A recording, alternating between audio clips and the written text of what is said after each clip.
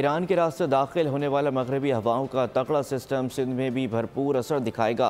कराची समेत सूबे के मुख्तलिफ शहरों में तेज़ हवाओं और गरज चमक के साथ बादल बरसेंगे।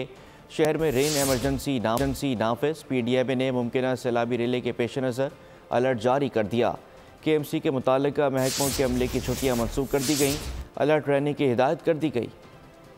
कराची वाले हो जाएं तैयार, शहर में बारिश होगी धुआंधार। बादल गरज चमक के साथ जमकर बरसेंगे। 2 मार्च तक जारी रहेगी बरसात। जामशोरो, हैदराबाद, मीरपुर खास, टंडो मोहम्मद खान में भी मौसलाधार बारिश होगी। इस दौरान ठट्टा, थरपारकर, बदीन, सांगा, शहीद बेनजीराबाद और उमरकोट में भी तेज बारिश का इम्कान। आंधी और तेज बारिश से कमजोर इंफ्रास्ट्रक्चर के नुकसान का अंदेशा। वजीर आला का आवाम को गैर जरूरी तौर पर घरों से ना निकलने का मशवरा। बारिशों के बाइस नदी नाले भरने का खदशा। PDM ने मुमकिन सैलाबी रेले के पेश नजर अलर्ट जारी कर दिया। इंतजामिया ने सूरत हाल से निपटने के लिए कमर कस ली। KMC के मुतालिका महकमों के अमले की छुट्टियां मनसूख करते हुए अलर्ट रहने की हिदायत भी कर दी।